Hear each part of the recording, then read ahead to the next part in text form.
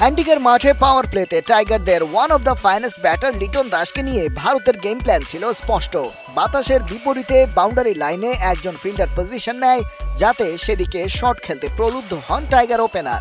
Inner সার্কেলের বাইরে থাকা দুই ফিল্ডিং পজিশনের মধ্যে সেটা ছিল একটা। ম্যাচের 5 নম্বর ওভারে হার্দিক পান্ডিয়ার করা দ্বিতীয় বলটা অফ স্টাম্পের বাইরে হলেও ফ্রন্ট ফুটে গিয়ে সেদিকেই, অর্থাৎ লেগ সাইডে ডিপ মিড উইকেটের উপর দিয়ে উড়িয়ে ছক্কা হাঁকান লিটন। ব্যাটের সুইট পার্টে টাইমিং হওয়ায় বাতাস সেভাবে বাধা হতে পারেনি। পরের বারই বলটা একই জায়গায় ফেললেন পান্ডিয়া। এবারে আসলো স্লোয়ার ডেলিভারি, আগের মতো পেস জেনারেট হলো না। বাতাস যেন ঠেলে এনে ডিপে দাঁড়ানো সূর্যকুমার যাদবের হাতে তুলে দিল বলটা।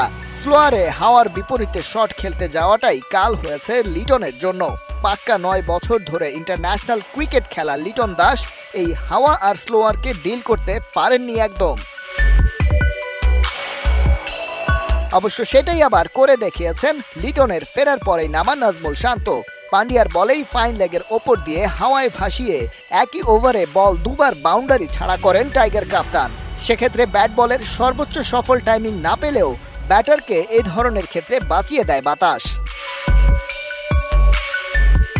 হাওয়ার জোর কাজে লাগানোর স্কিলে নিজেদের রীতিমতো পণ্ডিতের কাতারে নিয়ে গেছে নিউজিল্যান্ড। আর সে কারণেই ওদের দেশে গিয়ে বিপদে পড়ে সব দলই, কারণ সেখানে হাওয়া বদলের কারিশমাটা হোম টিমের চেয়ে ভালো আর কারো পক্ষে তো ধরতে পারার কথা নয়।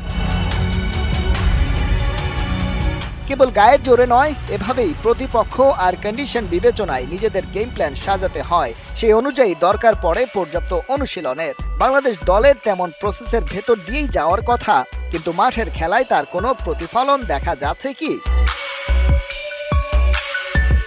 অফ ফর্ম কিংবা ব্যাট প্যাচ তো সচিন টেন্ডুলকার কিংবা ব্রায়ান লারার ক্ষেত্রেও এসেছে, কিন্তু টাইগার ব্যাটারদের আউটের ধরনের সাথে ফর্মহীনতার চেয়ে অনেকেই মনোযোগের অভাবকে দায়ী করছেন বেশি।